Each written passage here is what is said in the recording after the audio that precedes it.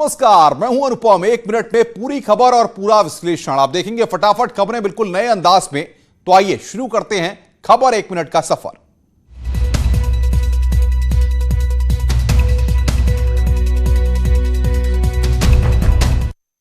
आगरा में बस हाईजैक करने की खबर आते ही प्रशासन में हड़कंप मच गया।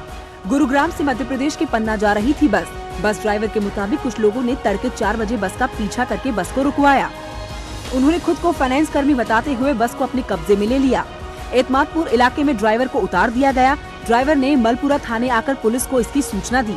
बाद में ये बस इटावा में मिली और अच्छी बात ये हुई कि सभी यात्री सुरक्षित हैं। लेकिन अब इस कहानी में ट्विस्ट आ गया है। बताया जा रहा है कि लेन देन के विवाद में इस वारदात को अंजाम दिया गया। जांच में ये बात सामने आई है कि फाइनेंस कर्मियों ने इस बस को हाईजैक नहीं किया था। दरअसल फिरोजाबाद के प्रदीप गुप्ता नाम के शख्स ने इस बस को अगवा कराया था। प्रदीप का बस मालिक से लेन देन का विवाद था। बस मालिक की मंगलवार को कोरोना से मौत हो गई थी। ऐसे में प्रदीप गुप्ता को लगा कि उन्हें बकाया पैसा नहीं मिलेगा, इसीलिए बस अगवा करवा ली। अलीगढ़ में भाजपा महिला मोर्चा की कार्यकर्ता रूबी आसिफ को परिवार सहित जिंदा जलाने की धमकी मिली है। महिला के मुताबिक राम मंदिर भूमि पूजन के दिन रूबी आसिफ ने अपनी खुशी जाहिर करते हुए घर में भगवान श्री राम की आरती और पूजा अर्चना की। महिला की श्री राम भक्ति कुछ लोगों को खटक रही है। अराजक तत्वों ने महिला के घर की दीवारों पर पोस्टर लगा दिए हैं। इतना ही नहीं, इस्लाम से बेदखल करने की भी बातें कही जा रही हैं। महिला अलीगढ़ के थाना दहली गेट इलाके में रहती है। मेरे साथ मैंने जो भगवान श्री राम मंदिर की नींव रखी गई थी 5 तारीख में, उस टाइम मैंने अपने घर में पूजा अर्चना की थी अपने परिवार के लोगों के साथ, और जो महिला मेरे साथ चलती हैं उन्हें भी बुलाया था मैंने। सबने मिलकर इस खुशी में पूजा अर्चना की। तो उस पूजा अर्चना को लेकर लोगों ने चर्चा शुरू कर दिया। कुछ लोगों ने, मैं चाहती हूँ सभी बहन बेटियों को इंसाफ मिले। इन्होंने मुझे धमकी दी है, इसे इस्लाम से खारिज करा जाए। महिला का परिवार डरा हुआ है। इस मामले में महिला ने पुलिस से शिकायत की है और अपनी सुरक्षा की मांग की है। एनसीआर में आज आग का तांडव देखने को मिला। ग्रेटर नोएडा के सेक्टर 148 में एनपीसीएल के सब स्टेशन में भीषण आग लग गई, जिससे आसपास के इलाकों में हड़कंप मच गया। सूचना मिलते ही फायर ब्रिगेड की आधा दर्जन गाड़ियां मौके पर पहुंची और कड़ी मशक्कत के बाद आग पर काबू पाया गया। पहले आग एक ट्रांसफार्मर में लगी, जिसके बाद देखते ही देखते आग ने कई ट्रांसफार्मर को अपनी चपेट में ले लिया। उधर ग्रेटर नोएडा के दनकौर में एक चलती कार में आग लग गई। यमुना एक्सप्रेसवे पर यह घटना हुई। कार चालक ने कूदकर अपनी जान बचाई। चंद मिनटों में ही आग ने पूरी कार को खाक कर दिया। बताया जा रहा है कि शॉर्ट सर्किट की वजह से कार में आग लगी थी। वहीं गाजियाबाद के मोहन नगर में भी एक चलती कार में आग लग गई। जिस वक्त कार में आग लगी, उस दौरान कार में 2 लोग सवार थे। दोनों ने कूदकर अपनी जान बचाई। जौनपुर डीएम के आदेश पर जिले में शराब माफिया पर कार्रवाई की गई है। खेतासराय पुलिस ने बिरजू यादव के घर जाकर मुनादी कराते हुए करीब 1 करोड़ की प्रॉपर्टी जब्त की है। शाहगंज तहसील प्रशासन की कार्रवाई से इलाके में हड़कंप मचा हुआ है। फिलहाल मकान, 2 स्कॉर्पियो गाड़ी समेत 1 करोड़ की संपत्ति जब्त कर ली गई है। इनका लगभग 1 दर्जन आपराधिक इतिहास है, 1 दर्जन मुकदमे के पंजीकृत हैं। ये हिस्ट्री सीटर भी हैं और गैंग लीडर भी हैं। इनको गैंग के कई सदस्य। पुलिस उसकी बाकी की संपत्तियों के बारे में भी ब्यौरा जमा कर रही है। बिरजू यादव के खिलाफ शाहगंज, खेतासराय समेत कई थानों में केस दर्ज हैं और वो कई मामलों में वांटेड चल रहा था। यूपी के कासगंज और कानपुर में मारपीट की घटना देखने को मिली। कासगंज में मामूली से विवाद में 2 पक्षों के बीच में जमकर मारपीट हो गई। दोनों ओर से जमकर लाठी डंडे चले। 6 से ज्यादा लोग घायल हुए। बताया जा रहा है कि सड़क पर मक्का सुखाने को लेकर ये विवाद शुरू हुआ था। घटना सहावर थाना इलाके के मोहनपुर की है। पुलिस ने इस मामले में 8 लोगों के खिलाफ मुकदमा दर्ज किया। मारपीट का वीडियो सोशल मीडिया पर जमकर वायरल हो रहा है। कानपुर में एक महिला का नाम पूछने पर दबंगों ने एक युवक की जमकर पिटाई कर डाली। मामला हरबंस मोहाल थाना इलाके के मालवीय पार्क का है, जहां कुछ दबंगों ने एक युवक की पिटाई कर डाली। वीडियो भी बनाया, जिसके बाद वीडियो को सोशल मीडिया पर वायरल कर दिया। फिलहाल पीड़ित युवक की ओर से पुलिस को कोई तहरीर नहीं मिली है। यूपी में रफ्तार का कहर देखने को मिला। आज हुए 2 सड़क हादसों में 6 लोगों की मौत हो गई। एटा में मक्के से भरा एक ओवरलोडेड ट्रक बेकाबू होकर पलट गया, जिसकी वजह से सड़क किनारे पेड़ के नीचे बैठे लोग ट्रक के नीचे दब गए। मौके पर ही 3 लोगों की मौत हो गई, जबकि एक की हालत गंभीर बनी हुई है। हादसा मलावन इलाके में हुआ। ट्रक कुरावली की ओर से आ रहा था। हादसे के बाद इलाके में कोहराम मच गया। और पुलिस टीम ने जेसीबी की मदद से ट्रक को सीधा कर नीचे दबे लोगों को बाहर निकाला। वहीं हापुड़ देहात थाना इलाके में देर रात एक तेज रफ्तार कार डिवाइडर से टकराकर कैंटर से जा भिड़ी, जिससे कैंटर चालक की मौके पर ही मौत हो गई, जबकि कार चालक 2 लोगों की इलाज के दौरान जान चली गई और एक शख्स की हालत गंभीर है। कार मुरादाबाद की ओर से आ रही थी। लखनऊ में तंत्र साधना के चक्कर में युवक ने बड़े भाई की हत्या कर दी। हद तो तब हो गई जब मरे हुए आदमी को जिंदा करने का झांसा देकर 3-4 दिनों तक घर में झाड़ फूंक का कार्यक्रम चलता रहा। पुलिस ने आरोपी छोटे भाई फूलचंद्र को गिरफ्तार कर लिया है। बताया जा रहा है कि साधना से शिवलिंग प्रकट करने के लिए दोनों भाई तंत्र मंत्र कर रहे थे। इस दौरान बड़े भाई ब्रजेश की मौत हो गई और मामले में छोटे भाई पर बड़े भाई की हत्या का आरोप लगा। पुलिस ने शव को पोस्टमार्टम के लिए भेज दिया है। पोस्टमार्टम रिपोर्ट आने के बाद ही मौत की वजह पता चल पाएगी। मृतक का जो भाई था, जो साथ में बैठा था, वो पुनर्जीवित करने का प्रयास कर रहा था और वहाँ पे साधना कर रहा था। वहाँ पे ये भी पता चला है कि 3 से 4 दिन लगभग ये बॉडी पुरानी थी और उसको पुनर्जीवित करने का प्रयास किया जा रहा था। मौके पे वहाँ पे उसको हिरासत में, जो भाई है उसको हिरासत में लिया गया है। आज के वैज्ञानिक युग में भी लोग इस तरह की चीजों में यकीन करते हैं। तंत्र मंत्र के चक्कर में दूसरे की जान लेने वाले ऐसे हत्यारों को सख्त सजा मिलनी चाहिए। बिकरू कांड के खलनायक गैंगस्टर विकास दुबे के सहयोगी जय वाजपेयी के भाइयों पर अब पुलिस का शिकंजा कसना शुरू हो गया है। जय के 3 भाई शोभित, रंजय और अजय पर पुलिस ने 25,000 रुपए का इनाम रखा है। ये तीनों भाई पुलिस की गिरफ्त से फरार चल रहे हैं, जिनकी तलाश में पुलिस लगातार छापेमारी कर रही है। जो भी व्यक्ति इनकी वेयरअबाउट्स या इनके गैर कानूनी कृत्यों के बारे में यदि कोई सूचना देना चाहता है तो वो पुलिस को सूचना दे सकता है। ऐसे लोगों की पहचान गोपनीय रखी जाएगी और उन्हें उचित इनाम दिया जाएगा। दरअसल बिकरू गांव शूटआउट के बाद से पुलिस विकास के तमाम गुर्गों और सहयोगियों की गिरफ्तारी में जुटी हुई है। जय वाजपेयी की भूमिका विकास दुबे के फाइनेंसर के रूप में सामने आई है, जिसके बाद पुलिस ने उसे गिरफ्तार करके जेल भेज दिया। जय वाजपेयी पर गैंगस्टर की कार्रवाई भी की गई है। आज सुबह दिल्ली एनसीआर में झमाझम बारिश हुई। लगातार हो रही बारिश ने लोगों की मुसीबत बढ़ा दी। बारिश के बाद गाजियाबाद में जगह जगह जल भराव हो गया, जिससे वाहन चालकों को दिक्कतों का सामना करना पड़ा। बारिश से सड़कों पर जल भराव ने निगम प्रशासन के दावों की भी पोल खोल दी, तो बारिश से गौशाला अंडरपास पूरी तरह से पानी से भर गया, जिससे यहाँ से गुजरने वाले लोगों को परेशानी उठानी पड़ी। वहीं गाजियाबाद के लोनी बॉर्डर की इंद्रपुरी चौकी भी जलमग्न हो गई। चौकी में खड़े वाहन भी पानी में पूरी तरह से डूबे नजर आए। उधर दिल्ली के साकेत इलाके में बारिश की वजह से एक पार्क की दीवार भरभरा कर गिर गई, जिससे दीवार के पास खड़ी कई गाड़ियां मलबे में दब गई। हादसे के बाद लोगों ने गाड़ियों पर गिरे मलबे को हटाकर साफ किया। उत्तर प्रदेश में दंगाइयों से सार्वजनिक और निजी संपत्ति के नुकसान की भरपाई के लिए गठित ट्रिब्यूनल को लेकर एक बार फिर से सियासत गर्मा गई है। सीएम योगी ने बुधवार को 2 ट्वीट किए, जिसमें उन्होंने लिखा कि यूपी में अराजकता स्वीकार नहीं है। सार्वजनिक अथवा निजी संपत्ति को क्षति पहुंचाने वाले दंगाइयों और उपद्रवियों से वसूली सुनिश्चित की जाएगी। नया उत्तर प्रदेश है, उपद्रवियों से सख्ती से पेश आएगा। तो वहीं अखिलेश यादव ने ट्रिब्यूनल को लेकर शायराना अंदाज में ट्वीट किया। उन्होंने लिखा कि एक बार तो रख कर तौलना पहले सच की तराजू पर, कहीं तेरा सजा देना किसी को तेरा गुनाह न कहलाए। 20 अगस्त से यूपी विधानसभा का मानसून सत्र शुरू होने जा रहा है, यानी सदन में ट्रिब्यूनल को लेकर संग्राम देखा जा सकता है। उत्तर प्रदेश में ब्राह्मणों को लेकर सियासत चरम पर है। विधानसभा सत्र शुरू होने से पहले हर कोई ब्राह्मण कार्ड खेल रहा है। अब कांग्रेस ने एक बार फिर से ब्राह्मण उत्पीड़न के जरिए यूपी सरकार को घेरने की कोशिश की। पूर्व केंद्रीय मंत्री और कांग्रेस के वरिष्ठ नेताओं में शुमार जितिन प्रसाद ने यूपी में ब्राह्मण उत्पीड़न का मुद्दा उठाया और सभी सियासी दलों के नेताओं से सदन में ब्राह्मणों की आवाज बुलंद करने की अपील की गई। पूरे प्रदेश भर में ब्राह्मण समाज के उत्पीड़न, अत्याचार और उत्पीड़न की सूचनाएं आई हैं। मेरा खास आग्रह है सभी को दलगत भावना से ऊपर उठ के ये अत्याचार उत्पीड़न के विरोध में अपनी आवाज सदन में उठाइए। जितिन प्रसाद ने यूपी के सभी विधायकों को एक लेटर भी जारी किया है, जिसमें ब्राह्मण उत्पीड़न की घटनाओं को रोकने के लिए सरकार पर दबाव बनाने की अपील की गई है। भगवान परशुराम को लेकर जारी सियासत के बीच में शाहजहांपुर के जलालाबाद में परशुराम की मूर्ति लगाए जाने और जलालाबाद को परशुरामपुरी घोषित किए जाने की मांग उठने लगी है। महंत परशुराम मंदिर के महंत सत्यदेव पांडे ने सीएम योगी से परशुराम की जन्मस्थली का सौंदर्यीकरण करने की मांग की है। हमारा उनके लिए एक संदेश है और निवेदन भी है कि इसको परशुरामपुरी घोषित किया जाए, क्योंकि अन्य जनपदों को का नाम परिवर्तित उन्होंने कर दिया है, तो इसका क्यों हिलगाए पड़े हैं? इसको ही परशुरामपुरी घोषित करना चाहिए। दरअसल लखनऊ में राजनीतिक दलों ने परशुराम की मूर्ति लगाने का ऐलान किया है।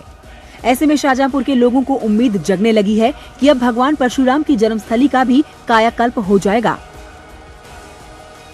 उत्तर प्रदेश की योगी सरकार ने मुस्लिम महिलाओं के खिलाफ अत्याचार को रोकने में भी मिसाल कायम की है।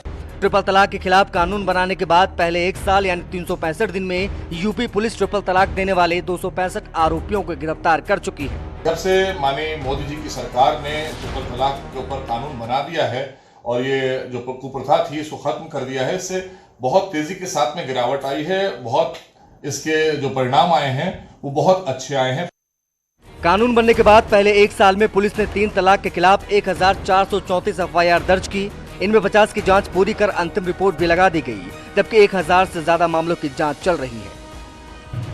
लेकिन जिन लोगों का मकसद इससे सियासी फायदा हासिल करना था, उन्होंने एक पूरा प्रोपेगेंडा चलाकर मुस्लिम कम्युनिटी को बदनाम करने की कोशिश की और वो कहीं न कहीं अपने सियासी फायदे को हासिल करने में कामयाब भी रहे।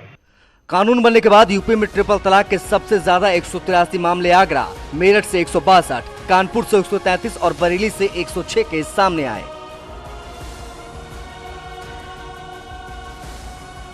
अपराधियों के खिलाफ यूपी पुलिस की सख्त रणनीति का असर दिखने लगा है।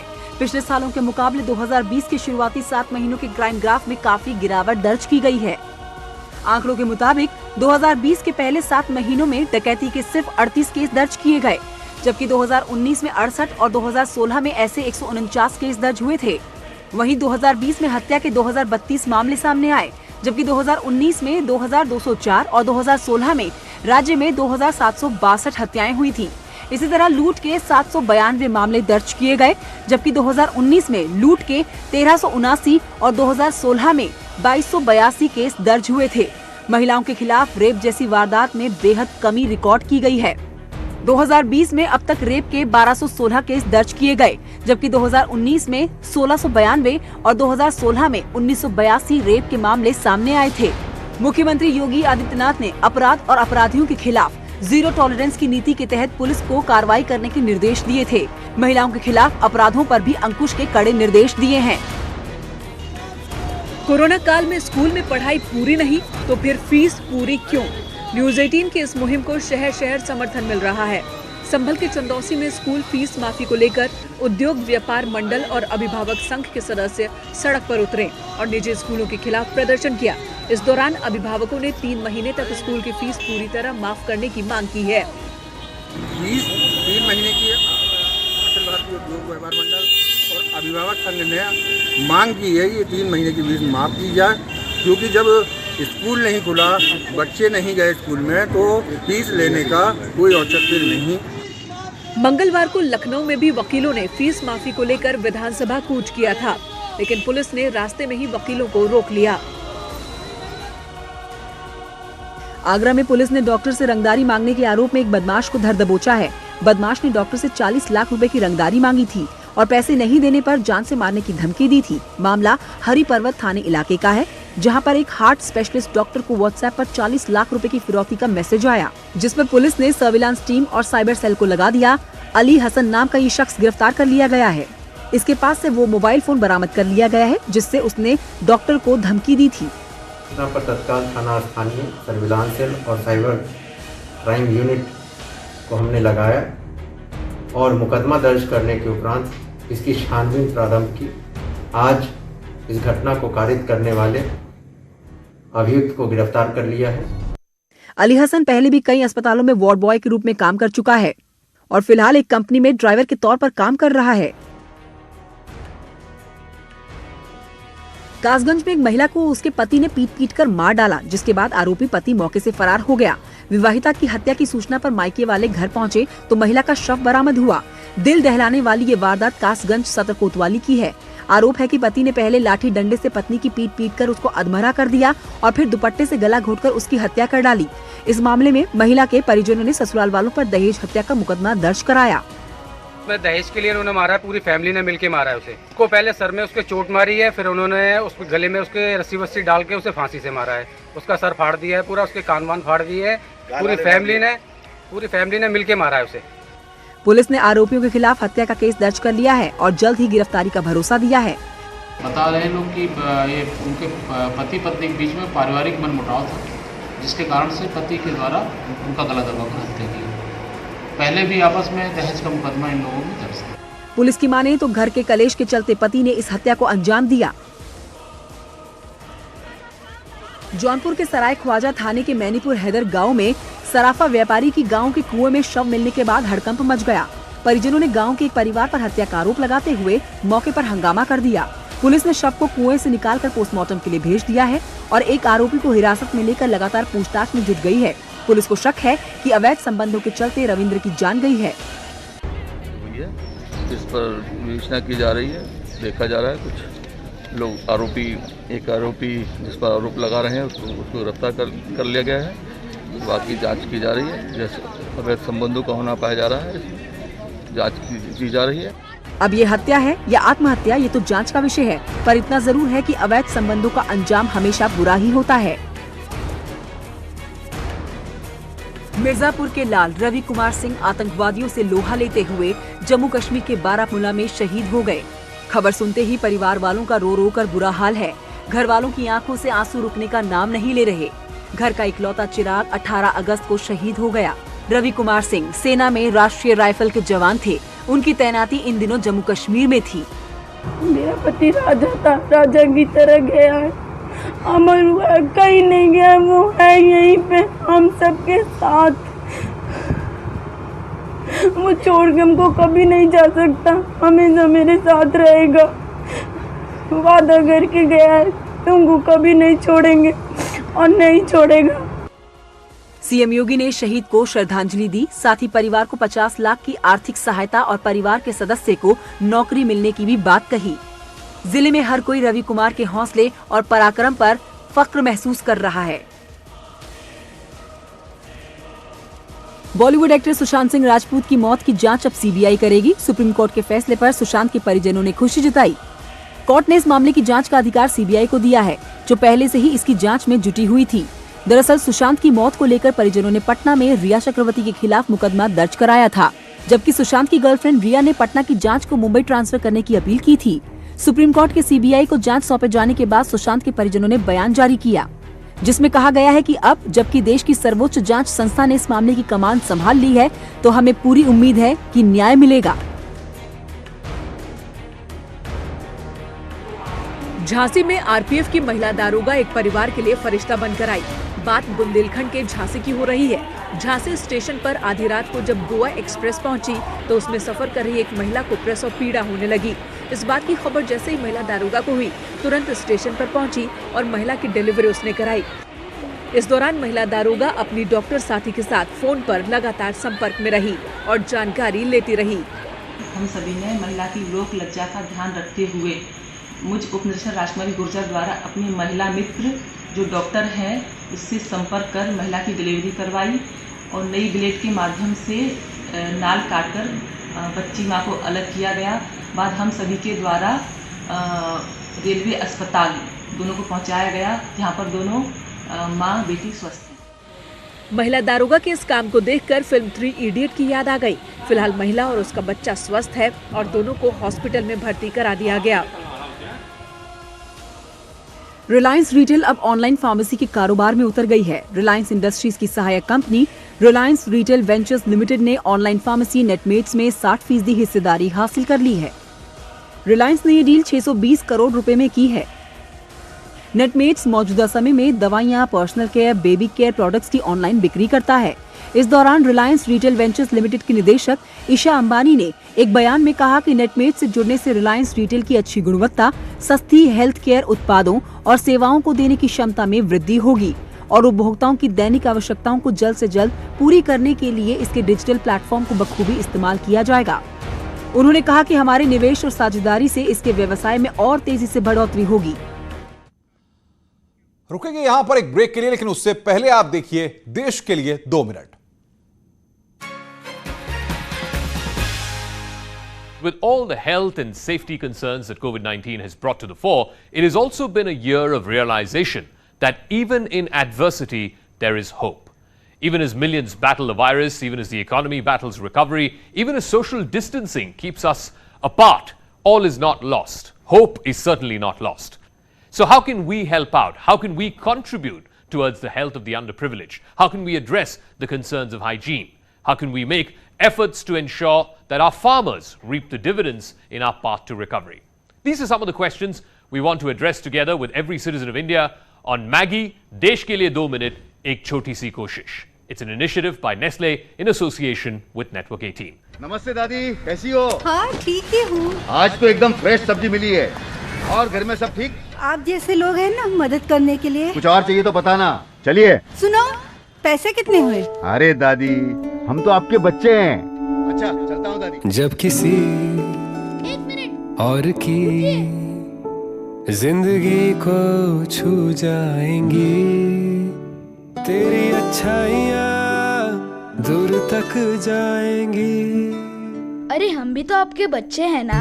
तेरी अच्छाइयाँ दूर तक। जब आप 2 मिनट ठहर कर किसी के लिए कुछ करते हैं तो देश की उम्मीदों में नए रंग भरते हैं। आइए आप भी अपनी तरह से दीजिए 2 मिनट देश के लिए। I think we have taken the view of what a banyan tree does to the ground below, that we try and protect as much of the ecosystem as we can. It is as the theme for Desh ke liye 2 minute from Maggi is, it is a choti si koshish, but I think this choti si koshish is important zakah at this time by every single corporate entity, however big or small. It is this choti koshish that adds up to a big difference.